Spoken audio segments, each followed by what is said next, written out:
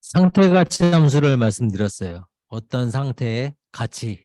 좀 전에 말씀드린 것처럼 내 마음이 집에 가까울수록 푸근해져. 그러면 그 집에 가까운 상태만큼 가치가 높아진다. 이런 정량적인 거고, 이런 식으로 하면은 뭐 목적지에 가까울수록 상태의 가치가 높아진다. 이런 식으로 개념을 설명을 드렸어요.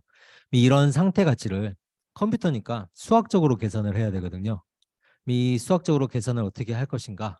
그게 이제부터 앞으로 1시간 정도 할애를 해서 설명을 드릴 건데요. 이게 강학습의 제일 기본되는 식입니다. 몇 개 안 되는 식 중에 하나인데요. V는 상태 가치 함수, state value function이라고 합니다. 그래서 상태 가치를 구하는 함수예요. 그래서 VS란 거는 이게 VS, FX랑 똑같죠? F하고 가로하면은 인수가 X인 F가 함수라는 뜻이니까 X의 함수에 X를 넣었을 때 값이 나오는 거. VS라는 거는 S란 상태의 가치를 얘기하는 거죠. 이거는 강화학습에서 아까 저는 조금 얼굴이 안 나와도 되니까 요 화면으로 아까 이렇게 말씀을 드렸죠. 여기서 어떤 상태에서 무수히 많은 행동을 했을 때 얻을 수 있는 가치들의 평균, 기대값. 기대값이 평균이랑 비슷한 의미잖아요. 그래서 기대값을 말한다. 그래서 여기에 2파이라고 이게 이제 기대값이란 2가 기대값이라는 뜻이거든요. 그래서 모든 가치의 VS에서 출발해서 잠깐만요. S라는 상태에서 출발해서 얻을 수 있는 수익의 기대값을 얘기를 합니다. 그런데 강화학습에서는 정체기에 따라 계산이 되게 돼 있어요. 그래서 기본적으로는 파이를 붙여서 그냥 습관적으로 파이를 붙이게 되는데 이런 식은 없습니다. 그냥 파이를 붙여가지고 어떤 정책에 따라서 상태 가치가 계산이 된다. 내가 집에 그 교대까지 빨리 가고 싶어. 그때의 최적 행동. 천천히 가고 싶어. 그때의 최적 행동. 그럼 정책에 따라서 달라지기 때문에 이런 식으로 식이 나눠지게 돼요. 자, 이 GT는 앞으로 이렇게 진행을 했을 때, 무한히 진행을 했을 때, 에피소드가 끝이 없다는 가정하에 무한히 진행을 했을 때 얻을 수 있는 기대값의 합이었습니다. 이렇게 되는 거죠. RT 플러스 1, 여기서 다음 상태로 진행하고 다음 상태로 진행하고 다음 상태로 진행하고 다음 상태로 진행하고 S4, S5를 무수히 반복을 해도 이게 계속 수익이 보상을 받을 수 있는 거죠. S 상태에서 출발해서 그 뒤에까지 무한대로 했을 때의 합을 얘기를 합니다. 이게 경로는 하나라서 그러지 이 그림을 보면 여기서는 출발할 수 있는 길이 어마무시하게 많아요. 지하철 같은 경우도 더 많겠죠. 그거에 대한 어떤 경우는 마이너스 10이 될 수도 있고 어떤 경우는 플러스 10이 될 수도 있고 어떤 경우는 5가 될 수도 있고 이거를 다 평균을 내면은 이제 적당하게 아까 말씀드렸듯이 쪼를 이쪽으로 한번 딱 올렸을 때 쪼를 차문을 열었어요. 장기는 대부분 다 아시죠? 그죠? 쪼를 이렇게 딱 열었을 때 이 상태에서 무수히 파행은 많이 되지만 결국은 이기느냐 지느냐 이거는 많이 하면은 동전하고 똑같이 50대 50이 되겠죠. 나중에 진행해야 되면 승률이 달라지겠지만 그런 것처럼 한 몇백만 번 지고 몇백만 번 이겼어. 그걸 다 했더니 50%더라. 그러면 상태 가치는 0.5가 되는 거고 요를 열었을 때 그렇게 되는 거죠. 근데 쫄 문을 안 열고 왕문을 열었어. 이런 경우에는 한 1000만 번을 했을 때 한 800만 번은 질 수도 있겠죠. 일단 차 문을 여는 게 기본인데 안 열고 했으니까 뭐 정석이 어긋나는 게 있으니까 그런 식으로 하면은 차 문을 여는 때 상태의 가치는 좀 낮아지고 그런 식으로 표현이 된다라는 말씀이에요. 그래서 기본적으로는 이렇게 단선을 가지고 표현을 하지만 실제로 우리는 이런 복잡한 그림을 가지고 표현을 한다고 생각을 하시면 돼요. 그래서 ST, 현재 상태 S에서 가질 수 있는 보상의 총합을 상태 가치라고 합니다. 그런데 여기서 이제 상태 가치를 얘기를 하는데 아까 말씀드렸잖아요. 이게 끝이 없어요. 어디까지 해야 될지 몰라. 그럼 실제적으로 컴퓨터로 계산을 해야 되는데 계산을 할 수가 없잖아요. 그러면은 이제 과학을 하는 사람들은 어디까지가 적정한 순인가? 이거에 대해서 여러 가지 시뮬레이션을 들어서 근거를 만들고 통계에서 일반적으로 통계 막 하면은 정규 분포를 만드는데 한 30명에서 40명 정도가 적동하다 이런 식으로 해서 데이터 분석을 할 때는 40명 정도의 최소한의 데이터가 있어야 되고 파라미터의 데이터의 개수는 파라미터 개수 곱하기 3 해가지고 한 40개 있으면 120개 정도의 샘플이 있어야지 수학적으로 이렇게 해서 분석이 가능하다 이런 식으로 나오는 것처럼 해야 돼요. 그래서 그거를 가지고 계산을 해보는 거예요. 먼저 다음 단계에만 가지고 상태 가치를 계산해보는 시뮬레이션을 합니다. 이런 조그만 그 뭐지? 미로에서 다음 상태. 이 상태는 VS0니까 A1, 2, 3, 4. 이 상태만 갔을 때 그걸 계산을 해보면 되는데 이런 상태 가치는 여기에 각각의 행동이 선택될 확률 곱하기 그 다음에 보상 이런 식으로 돼요.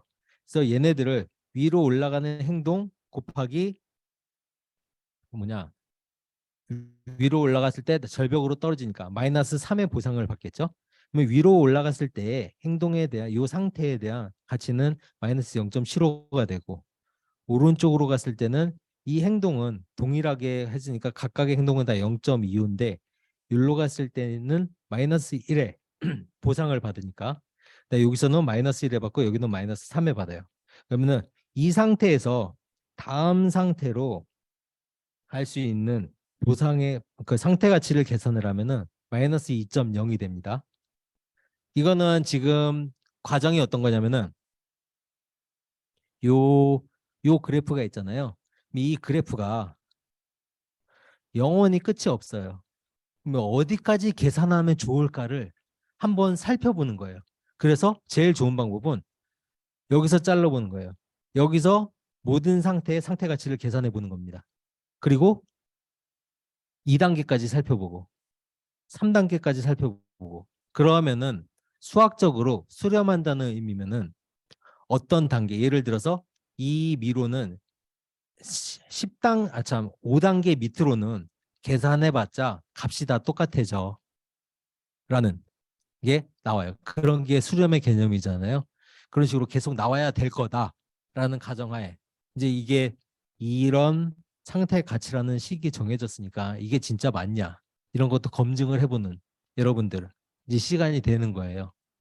그래서 상태 가치를 한번 계산을 해보는데 영원히 다 계산을 할 수도 없고 영원히 끝나면 끝나지 않으면 어떻게 그래서 적정한 개수를 한번 찾아보자 해서 한 단계로 끊어서 상태 가치를 계산해 보자 해서 한 단계만 끊어서 상태 가치를 계산하는 게 요건데 상태 가치를 계산하는 방법이 일단 이런 식으로 여기로 이동을 했을 때 보상 마이너스 1을 받는데 여기 해도 마이너스 1을 받고 여기는 마이너스 3, 마이너스 3을 받잖아요. 그런데 이 행동이 선택될 확률을 곱해줘가지고 그 값의 평균을 낸다는 그런 개념입니다. 그래서 요식은 기대값이라는 개념이 나오는데요. 사건이 벌어졌을 때 뭐 이득과 그 사건이 벌어질 확률을 곱한 것으로 어떤 확률적 사건에 대한 평균이라고 할 수 있어요. 이건 이제 예전에 중학교, 고등학교 때 배웠던 거예요. 그래서 다 아마 기대값이란 개념은 다 잃어버렸을 거라서 다시 말씀을 드리는데 아까 말씀드렸듯이 주사위를 한번 딱 던졌을 때 1에서 6까지 아무런 숫자가 나오잖아요. 근데 이거를 수억만 번 던져봤어. 그랬을 때 평균 몇이 나올까? 그럴 때 평균 몇이 나올까요?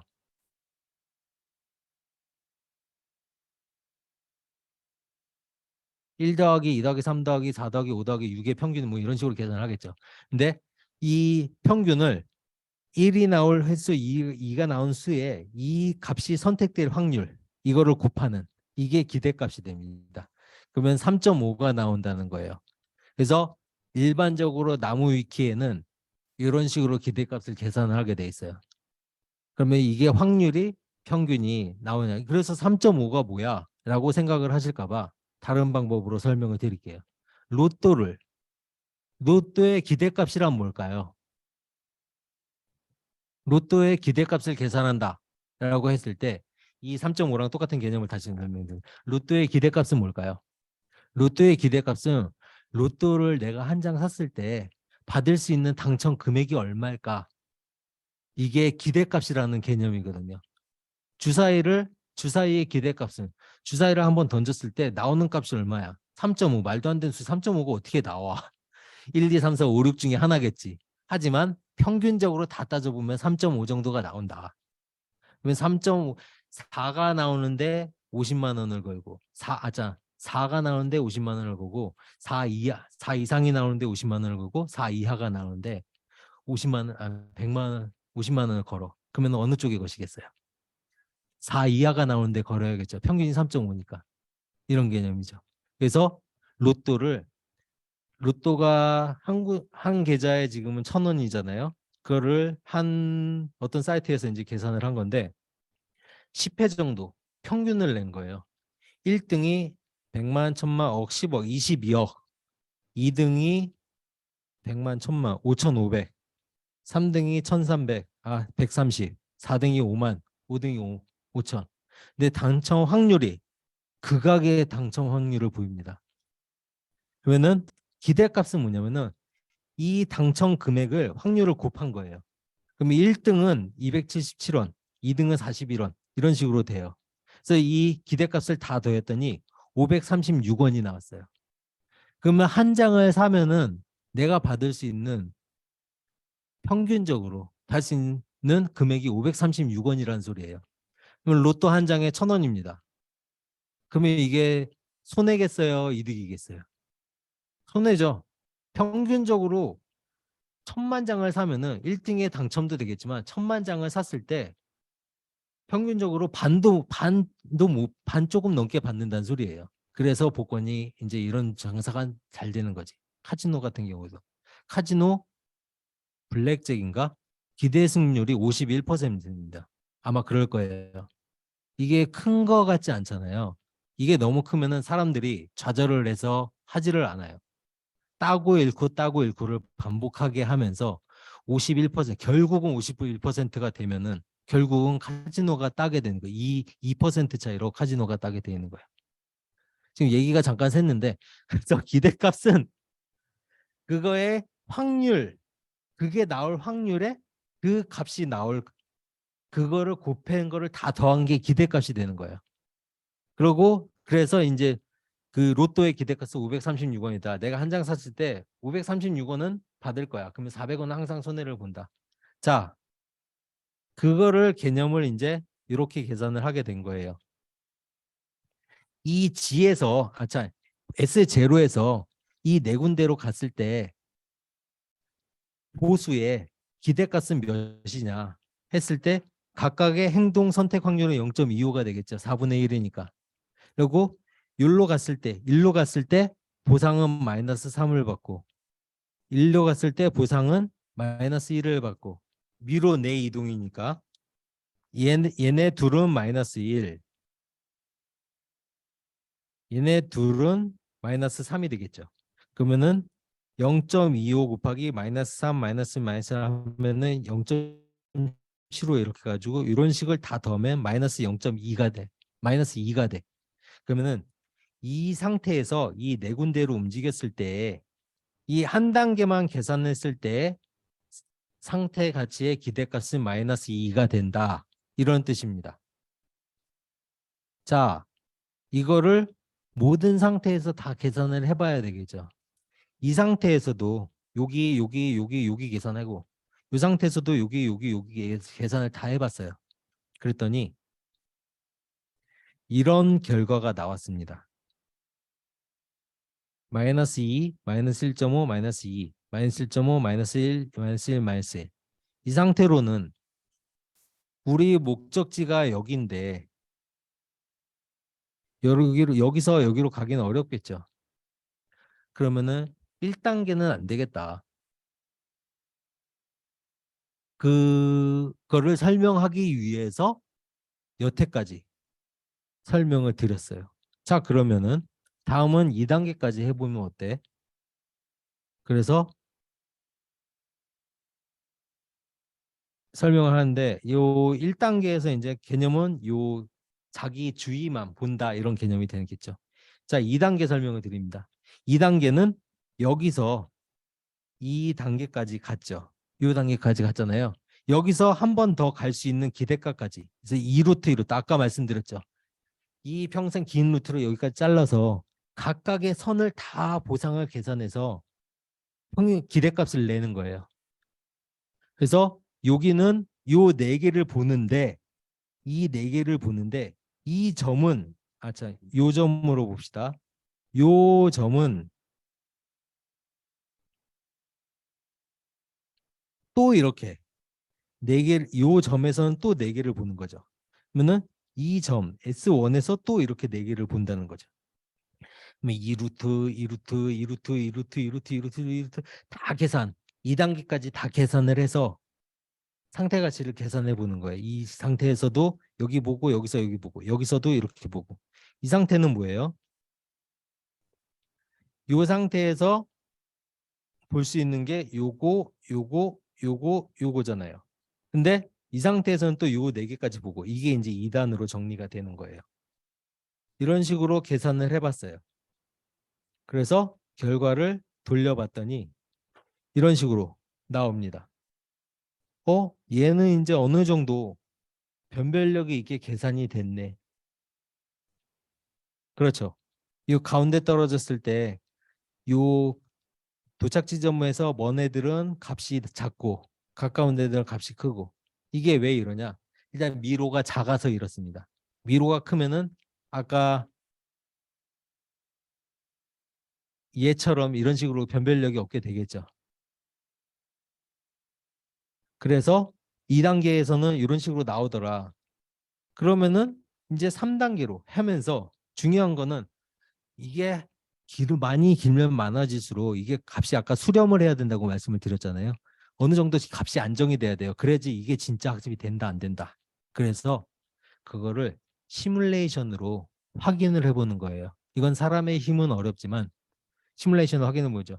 맨 처음에 1단계만 봤을 때 상태 전체 9개의 상태의 상태값 그리고 2단계만 봤을 때 9개의 상태값 3단계만 봤을 때 9개의 상태값 여기서는 지금 칸이 9개예요. 그래서 9단계만 볼 수도 있지만 또 왔다 갔다 할 수도 있잖아요. 그래서 계속 보는 거예요. 그거를 시뮬레이션을 돌려봤어요. 돌려봤더니 첫 번째 한 단계만 봤을 때는 아까 말했듯이 변별력이 없었어요. 5단계 아까 2단계에선 변별력이 있었죠. 그런데 손이 중요해요. 2단계에서는 변별력이 있었죠. 5단계까지 갔더니 이제 확실히 좋네. 7단계를 봤어요. 오 좋아. 12단계를 봤어요. 오 좋아. 다 좋아. 다 좋은데 값이 다 다르죠. 마이너스 8에서 마이너스 9에서 마이너스 11로 가고 마이너스 5에서 마이너스 6으로 가면 마이너스 8로 가고 우리의 기대치는 이제 어느 정도 되면 마이너스 5.4가 됐잖아요. 그러면 7에서는 마이너스 5.3 점점 안 변하기를 원해. 그래야지 이 상태 가치가 수렴을 한다고 증명을 할 수 있는데 계속 한없이 주는 거야. 이래 가지고는 어떻게 주는 거는 알았어. 상태 가치가 계산이 된다고는 알았는데 어떻게 되는지 단순한 미로 문제를 강화학습으로 푸는데 이렇게 어디까지 해야 될지를 모르니까 정확하게 미로를 풀 수 없다는 함정에 빠지는 거예요. 아까 그 식만으로는. 그렇게 되겠죠. 또 하나, 이게 밑으로 가면 갈수록 가지가 기하급수적으로 커지잖아요. 계산 시간도 엄청나게 많이 늘어납니다. 이 12단계까지 빠지니까 이거 이 표 계산하는데 26분이라는 시간이 걸려요. 단순히 이 표 계산하는데. 여기서부터 한 10단계까지는 시간이 그렇게 이게 초입니다. 별로 안 걸리는데 이 단계에서부터 갑자기 이렇게 확 늘어나죠. 13단계는 제가 기억은 안 나는데 1시간 넘을 거예요. 요 컴퓨터로. 데스크탑은 좀 더 빠를 수 있지만. 그렇게 되면은 이게 수렴을 하는 거를 찾아야 되는 것도 문제지만 수렴이 되는 지점까지 어떻게 알아야 되는데 몰라서 학습을 하기가 어렵게 되는 거예요. 그런 단점이 있어요. 그래서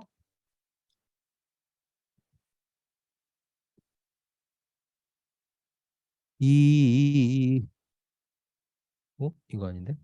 이거 말고 아나콘다 세테 주피터 노트북.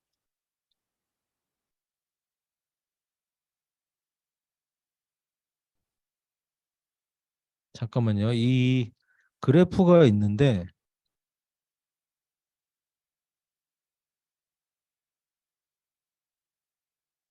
원리 모습은 이건가? 됐다. 이게 이제 주피터 노트북으로 그린 그림이거든요. 그러면은 이렇게 각 상태 S0, S1, S2, 3, 4, 5, 6, 7, 8 각 상태에 각 단계별로 이 단계별로 잘라서 상태를 계산해 본 그래서 플롯을 한 거예요. 그러면 우리가 기대한 것은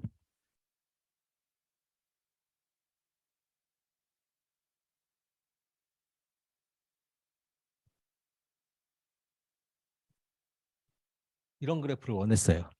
수렴을 해야 되니까. 그런데 이런 식으로 계속 하염없이 줄어든다는 걸 알 수 있죠. 이게 계산을 하면 계산 수렴이 안 돼요. 일단 줄어든다는 건 돼. 그래서 계산이 된다는 건 알았어. 그래서 언제까지 계산을 해야 될지 이거에 대한 정확한 가이드라인이 없는 거죠. 이거에 대한 정확한 가이드라인이 없으면 어정쩡하게 학습을 끝내야 된다라는 찜찜함이 남습니다. 원래 이런 거 하는 사람들은 깔끔하게 딱 끝나야 되거든요. 더 이상 학습이 끝나는 지점을 딥러닝 할 때 학습 어떻게 끝내셨어요? 횟수만 그냥 지정하셨나요?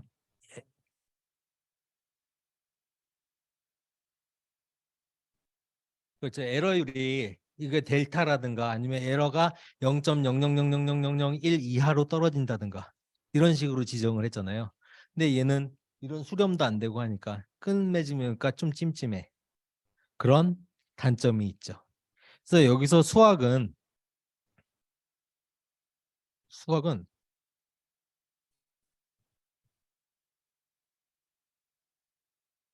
이런 식으로 이런 식으로 하여튼 간에 주위에 다음 단계 내가 앞으로 갈 수 있는 단계를 탐험을 해서 다 가면은 상태 가치는 계산을 할 수 있다는 걸 알았어.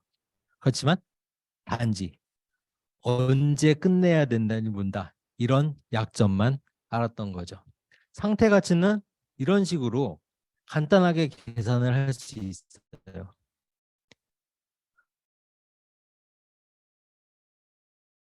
앞으로 내가 그걸로 받을 수 있는 기대값의 수익의 기대값이다. 라는 거는 이해가 다 되셨나요?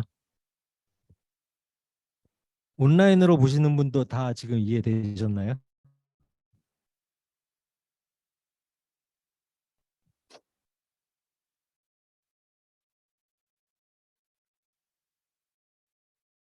자, 그러면 계산은 됐어요. 계산이 안 될 리가 없죠. 이게 지금 그래도 강학습도 꽤 오래된 애고 이 시기 제일 처음 시기이기 때문에 이 시기 틀리면 강학습이 성립이 안 되니까 그러니까 당연히 되려네 하고 이렇게 깊게 설명은 안 해요. 왜냐면 당연한 거기 때문에. 자, 그러면은 이제 머리 좋은 사람들 연구자들 벨만이라는 박사님이 도저히 이래서는 이 강화학습이 학문으로 성장을 할 수가 없어요. 이렇게 애매하면 안 되잖아. 정확하게 아까 그 식을 좀 더 정확하게 만들어야 되겠다. 그래서 많이 쓰는 수학의 트릭 같은 거를 많이 쓰게 됩니다. 그래서 보시면은 아까 보셨죠? 이 V 파이는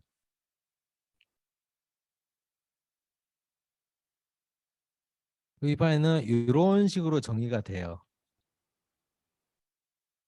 요거를 칠판에다 쓰는 게 좋긴 한데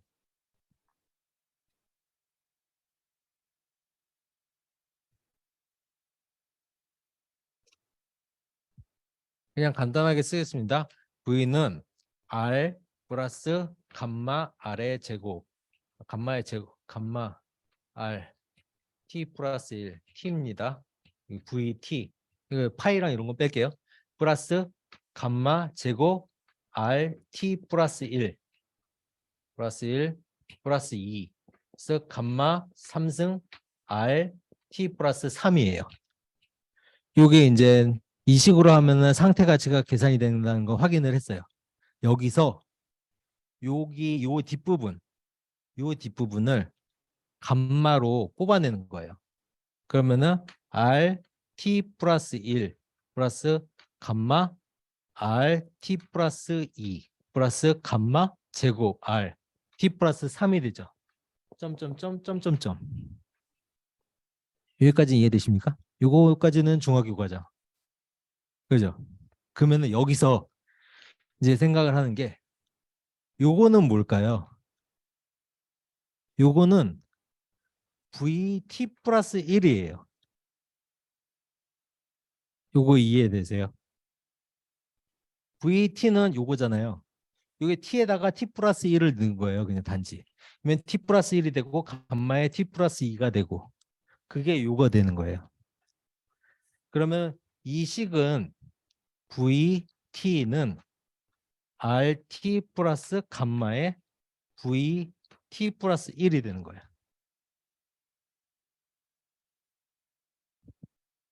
요게 여기서 이제 요 부분을 이렇게 감마로 묶었더니 요 식이 나오더라. 근데 요 식은 알고 봤더니 ST 그냥 T에다가 T 플러스 1을 하면은 요 식이랑 요 식이랑 똑같은데 단지 T 플러스 1을 넣은 거예요. 그랬더니 RT 플러스 2가 되고 T 플러스 1이니까 여기 1만 넣은 거잖아. 이런 식으로 되는. 얘는 GT 플러스 1. ST 플러스 1에서 얻을 수 있는 수익의 총합이 되는 거예요. 그러면은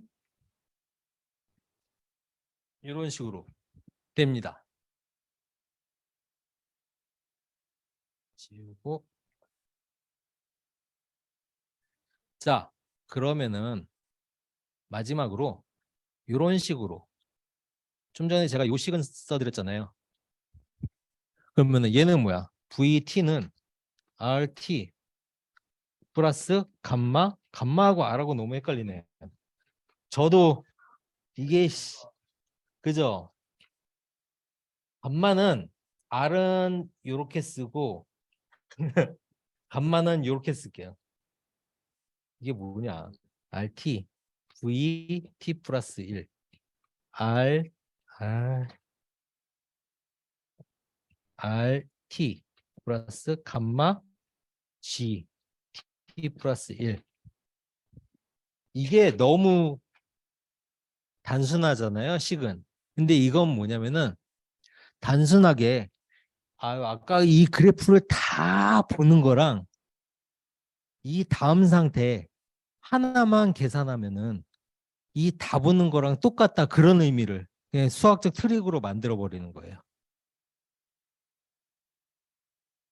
그냥 아까 그 식이 이 식하고 똑같다. 수학에서는 이런 게 많거든요. 이따가 나중에 몬테카를로 방법이라고 있는데 그걸 평균을 구하는 식을 또 막 그런 식으로 바뀔 거예요. 되게 막 희한한 방법을 많이 쓰는데 그런 것처럼 이 식을 이 식으로 딱 버린 거야. 그러면 개념이 얘는 언제까지 계산해야 될지도 몰라서 고민을 했던 건데 이 식 하나로 그냥 단순하게 해결이 되는 거예요. 다음 상태만 계산을 하면 돼라고 얘기를 해주는 거예요.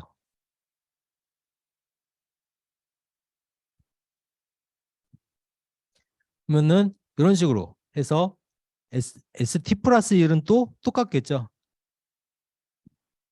T 플러스 1은 T 플러스 2의 상태만 가져와서 계산을 하면 된다.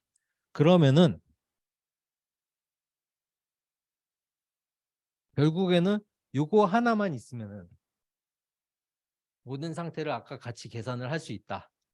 그런데 살짝 다른 부분이 뭐냐면은 아까는 모든 경로에 대해서 다 했잖아요. 이미 여기까지 가는 거랑 한 번 가는 거랑 달라요. 우리는 아까 한 번 갔을 때 그러면은 얘랑 똑같지 않냐? 그렇죠. 얘랑 똑같아요. 이 식이랑 요거랑 똑같잖아요. 네. 하나 궁금한 게요. 저 식에서 리워드만 나와 있지 그 확률, 각 행동에 선택될 확률은 나와 있지가 않은 것 같아가지고요. 어떤 확률? 그러니까 각 행동의 리워드만 음.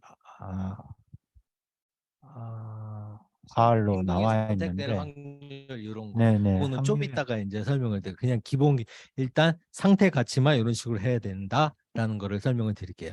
그래서 지금 요거를 이해를 하시면은 다음에 행동 가치도 이해가 되고 그 다음에 큐러닝이고 뭐고 간에 다 요 식으로 결정이 나는 거거든요.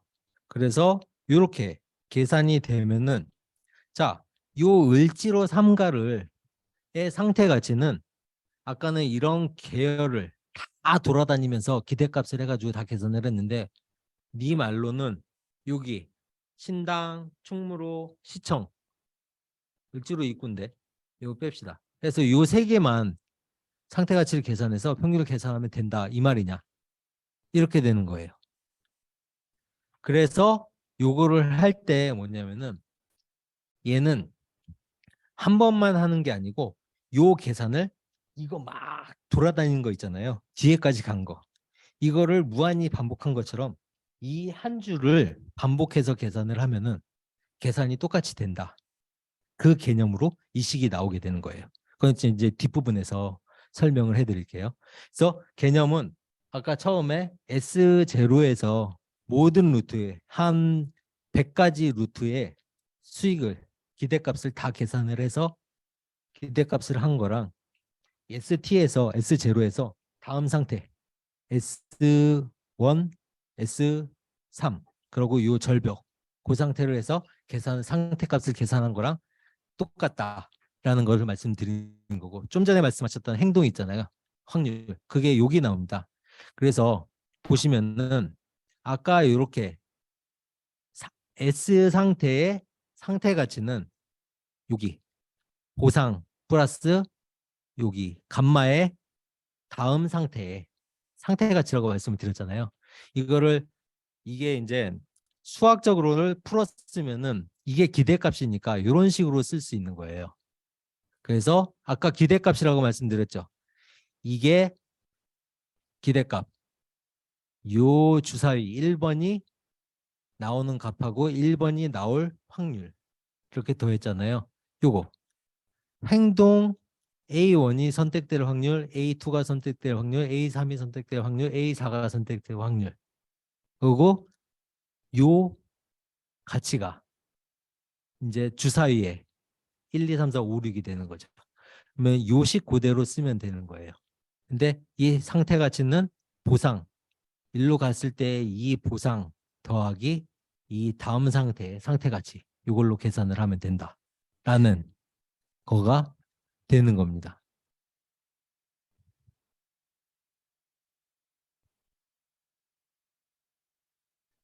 여기가 주사위 값,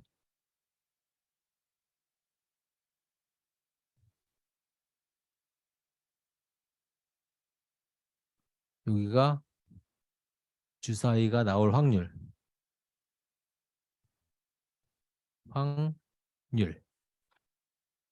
그런 식으로 표현이 되는 거예요. 그러면 일단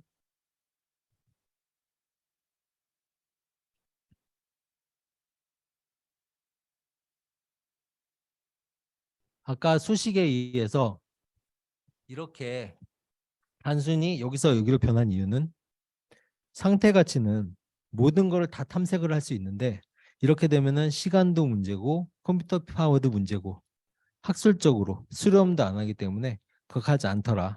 그러면은 이거를 좀 간단하게 줄여서 다음 식으로 만들어 보자 해서 만든 게 요 두 개의 식이 되겠습니다. 그래서 이 식하고 이 식이 같으면은 앞으로 내가 장기를 뒀을 때 장기를 둔다고 하지 말고 장기를 뒀을 때 이 살을 안참 쪼를 닫고 그 다음에 되는 과정을 모두 계산하지 말고 이 쪼를 갔을 때 닫았을 때 열었을 때 그 상태 가치만 한번 몇 번 반복을 해보면은 이걸로 계산을 할 수 있다. 그거랑 똑같다. 이걸 수학적으로 증명을 한 거예요. 그래서 나중에 이제 진짜로 똑같냐? 이거는 요 다음에 몬테카를로 방법 있잖아요. 그 방법이 이 식을 써가지고 계산하는 방법이거든요.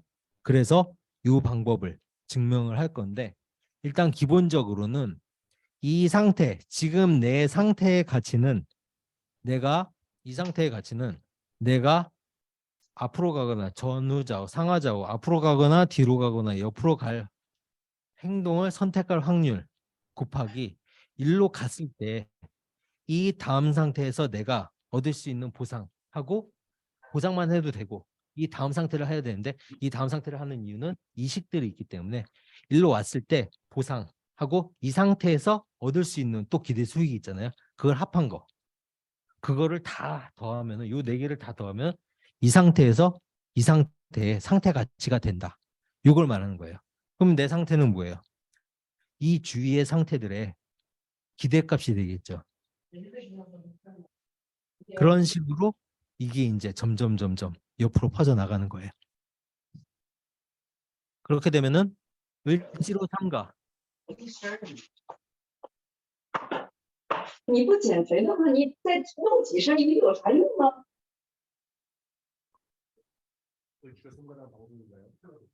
제가 딴 건 다 아는데 중국말을 못해. 이거 중국말 맞죠? 맞아. 뭔가 혼선이 된 것 같아요. 예전에 작년에도 옆 강의실에 강의 목소리가 다 들린 적이 있었거든요. 자, 내 을지로상가의 상태 가치는 요 세 개로 결정된다. 그러면은 충무로는 을지로상가, 약수, 뭐 명동, 예, 신당 요걸로 결정이 된다. 이렇게 단순하게 그냥 줄여버린 거예요. 그거를 임의로 줄인 게 아니고 이렇게 이 식이랑 이 식이랑 요 과정 하나로 똑같이 됐다. 요거를 증명을 해준 겁니다. 그래서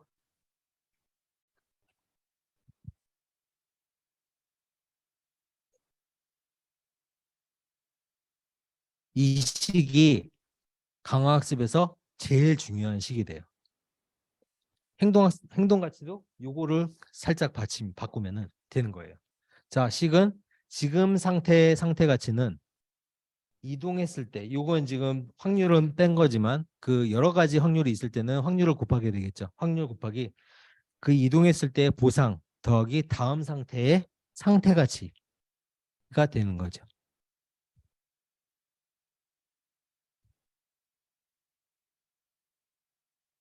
끝이 없는 상태 성령 받는 편향성실.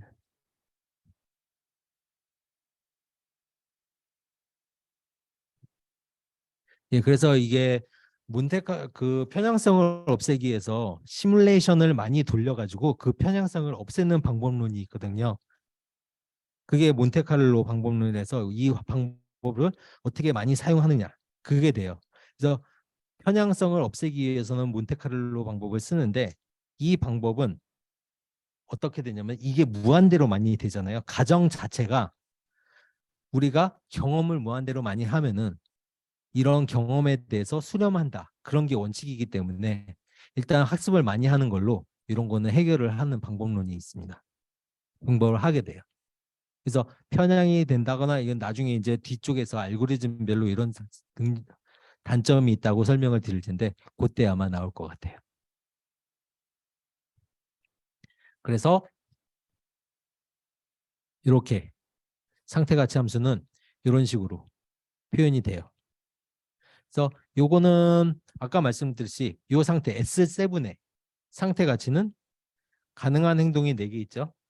그러면은 이 정책 폴리시가 0.25씩 되겠죠. 처음에는. 그러면 얘가 0.25씩 되고 그러면은 V7의 상태 가치는 파이 A1ST S7 곱하기 이건 이제 요거는 1이니까 빼고요.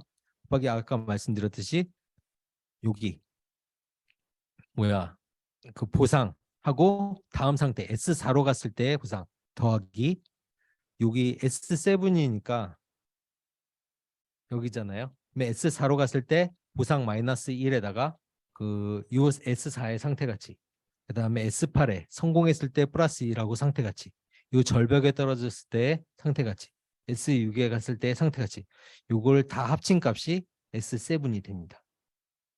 그래서 이렇게 요 각각의 상태에서 아까는 이렇게 쭉 나열할 수 있던 거를 이렇게 정의를 할 수 있어요.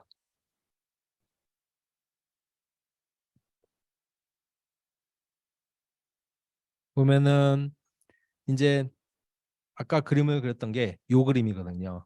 요 상태에서 상태 가치를 알려면은 아까는 이 상태에서 파생될 수 있는 모든 상태를 다 계산을 했잖아요. 처음에.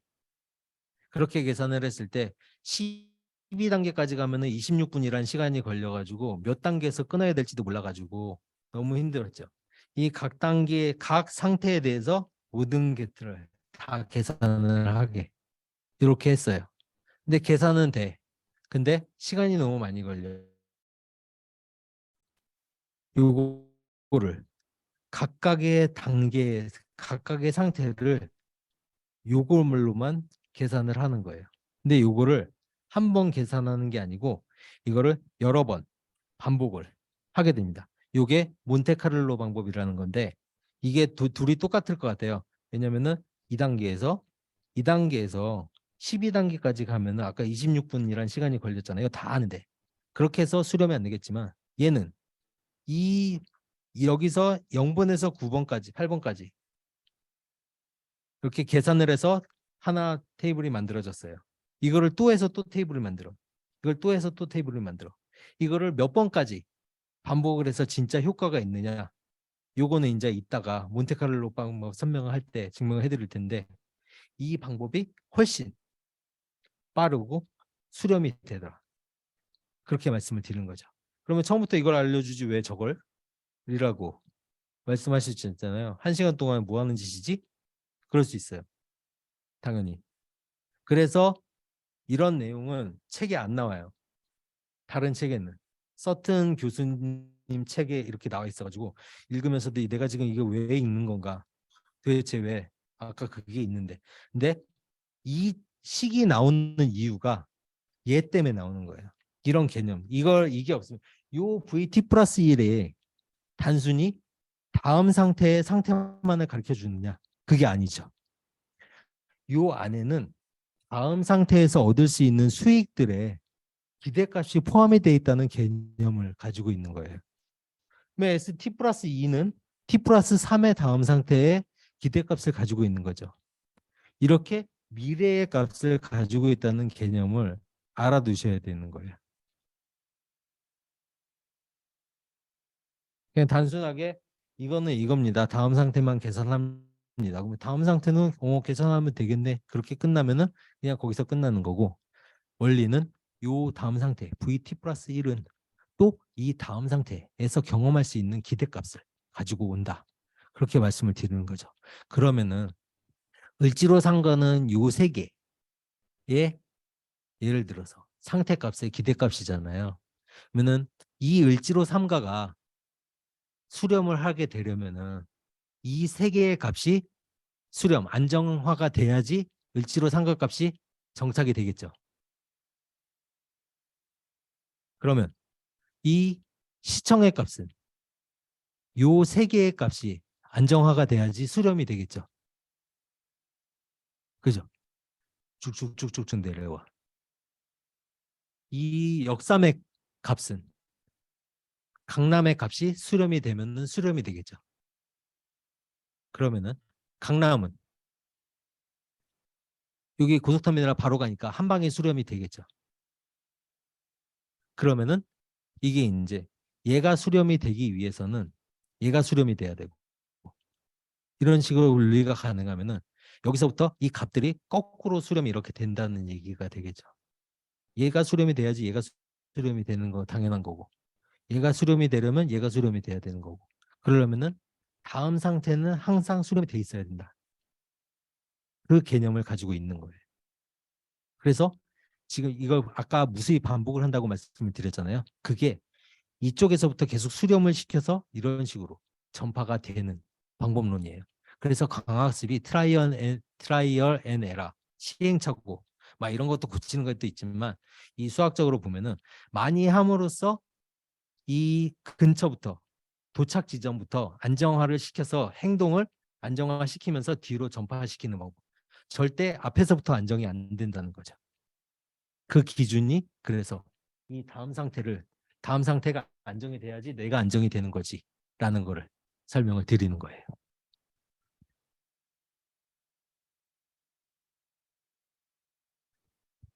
오전이랑 되게 다르게 엄숙해지셨습니다. 요거는 요 다음부터는 요거의 응용이거든요. 그래서 여기다 시간을 좀 제가 지금 많이 할애를 하려고 하고 있어요.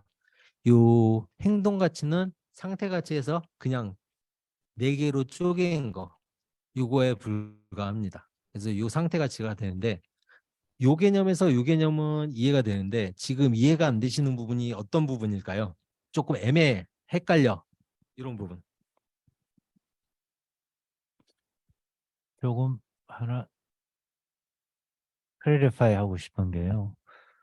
거기 RT 플러스 감마 VT1 그 다음 단계 다음 스테이트의 그 가치 상태 가치. 근데 논리 어떻게 보면은 행동이 어떤 다음 단계 스테이트 S1의 상태 가치를 이루려면은 그런 행동이 액션이 이루어져야 되잖아요. 근데 그러려면 A and B, 액션 and 해야지 그 상태에 도달하잖아요. 그래서 어떻게 논리적으로 보면은 곱하기가 돼야 되지 않느냐. 동시에 and가 이루어져야 되니까. 요거 말씀하시는 거죠? 네네. 어떤 행동이 이루어져야지 그 상태에 도달할 수 있잖아요. 그러니까 and니까 오화가 아니니까 곱하기를 해서 각각의 그런 기대값을 다 더한 게 총 가치가 되지 않나 하는 생각이 들어가지고요. 음, 플러스가 아니고 RT 곱하기 다음 단계 상태 가치. 왜냐 행동이 A1이라는 행동이 이루어져야지 S1이라는 상태에 도달할 수가 있으니까. 여기가 곱하기가 되는 게 낫지 않냐 요 말씀이시잖아요.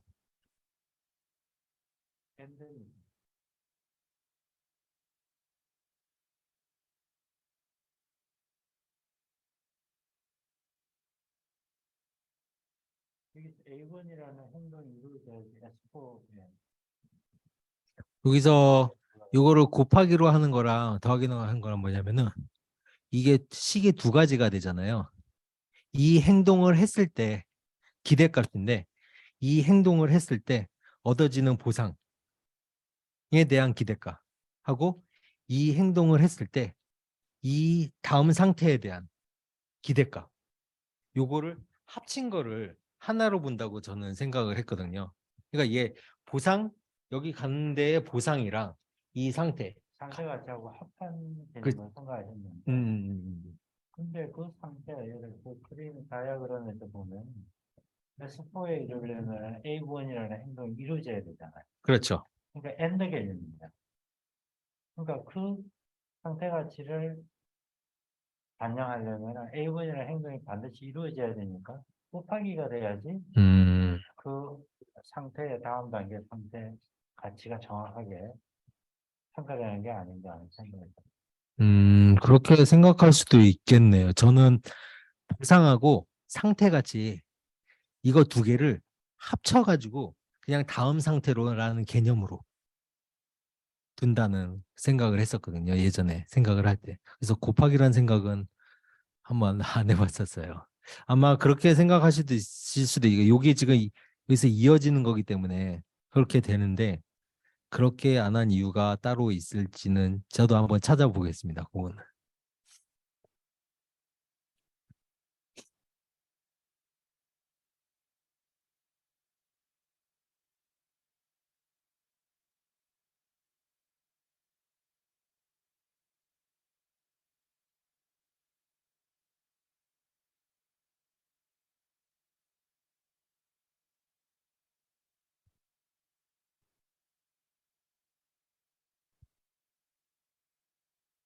자, 요 S는 내 상태는 내가 갈 다음 상태의 값에 의존한다. 요거에 대해서 지금 요 시기 그 시기인 거고 내 상태가 안정이 되려면은 저는 만약에 헷갈린다면은 생각하는 게 뭐냐면은 이 값은 계속 흔들리잖아요. 이 앞, 요. 지금 이 앞에 값이 사당이에요. 사당은 상황 심리가 고정이 될 때까지 얘는 계속 변동이 될 거예요. 그렇잖아요. 그럼 얘가 변동이 되는데 이 시기에 의미가 있냐? 이런 게 저는 제일 많이 헷갈린 거거든요. 그런 개념이 이제 그냥 얘는 수렴을 할 건데 이렇게 수렴을 하느냐, 이렇게 수렴을 하느냐. 어차피 이 VT 플러스 1도 계속 흔들리게 돼 있어요. 그런데 수학적으로는 나중에 경험을 많이 쌓으면은 어떻게든 수렴이 된다. 근데 수렴되는 과정이 이렇게 미끄럽게 수렴이 되는 게 아니고 이렇게 노이즈를 품고 이렇게 수렴이 된다. 이런 개념이거든요. 그래서 이 강화학습은 요 도착 지점, 목적 지점을 중심으로 이렇게 방사형으로 퍼지면서 값들이 수렴이 되면서 각각의 상태 가치가 계산이 된다라는 개념으로 이해를 저는 하고 있어요.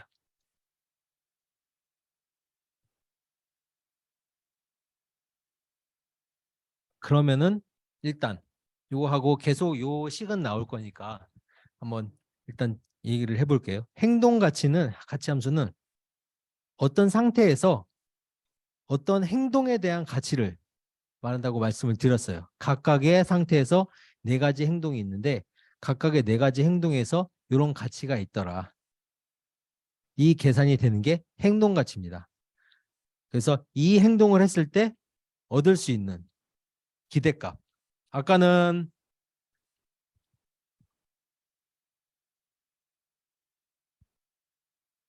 이렇게 상태에서 행동을 해서 어떤 상태로 이렇게 가느냐.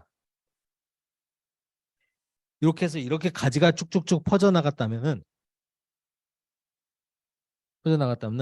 이번에는 이 부분만 이렇게 따지면 되는 거예요. 이 행동을 했을 때 아까는 이 상태에서 가능한 행동이 네 가지 있으니까 네 가지 상태를 고려를 했어야 돼요.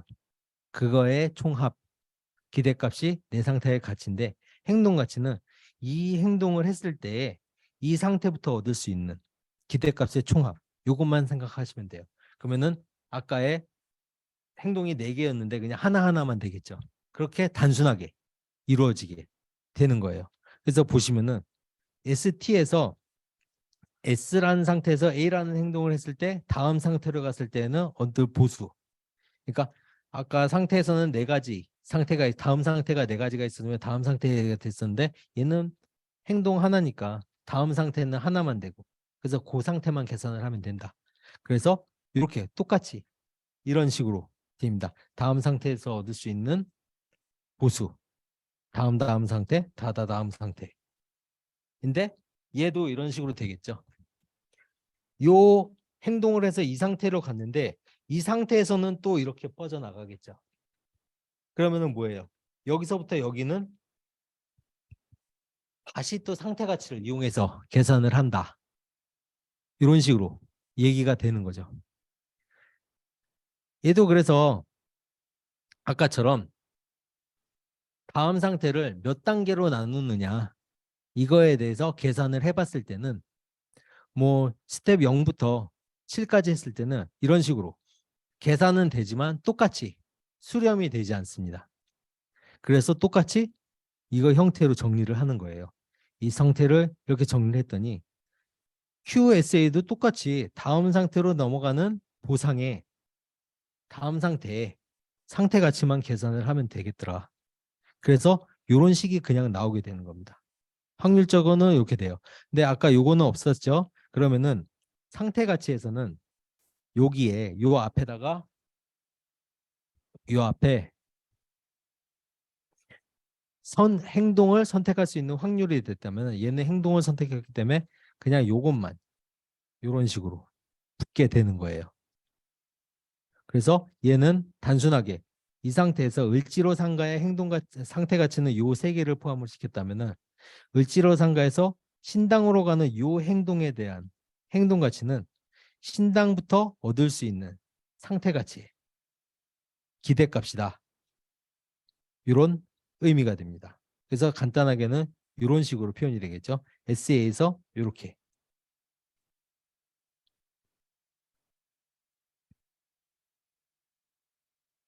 자, 그러면은 요건 빼고 결정론적인 환경에서는 상태 가치는 요 오른쪽만 보시면 돼요. 각각의 행동을 선택할 수 있는 네 가지 행동이 있다면 네 가지 행동에 각각의 행동의 선택 확률하고 보상 더하기 다음 상태의 상태 가치 이걸로 계산하면 되는 거고 그냥 행동 가치인 경우에는 그냥 이동했을 때의 보상 더하기 다음 상태의 상태 가치 이걸로 계산을 하면 된다. 그래서 핵심 식은 요거랑 요거 두 개만 있으면 되는 거예요. 그래서 식은 이렇게 되는데 지금 중요한 개념은 상태 가치라는 거는 내가 이 상태가 얼마나 가치가 있느냐 그거를 판단을 하는데 사용을 하는 건데 나의 상태의 가치는 앞으로 이 상태에서 다른 데로 진행을 했을 때 얼마나 수익을 가지고 있느냐. 지금 좀 이따가 보여드릴까요? 카카오톡에 있는데 만약에 어떤 장기의 국면이 있어요. 그 상태의 상태 가치는 여기서 내가 움직일 수 있는 말이 딱 상 하나밖에 없었습니다. 그 상을 이쪽으로 갔을 때 그 다음으로부터 계속 지속됐을 때의 결과, 나 일로 갔을 때 지속됐을 때의 결과 이런 거에 기대값이 되겠죠. 그게 다음 상태 VT가 되는 거고 그 다음 행동 가치는 상을 일로 옮겼을 때 그때 이 상태는 어떤 식으로 변했을까? 상을 옮겼잖아요. 그러면 그 상태에서 또 다음 상태로 했을 때 상태 가치 그거를 계산을 하게 된다. 이렇게 설명을 드리는 거죠.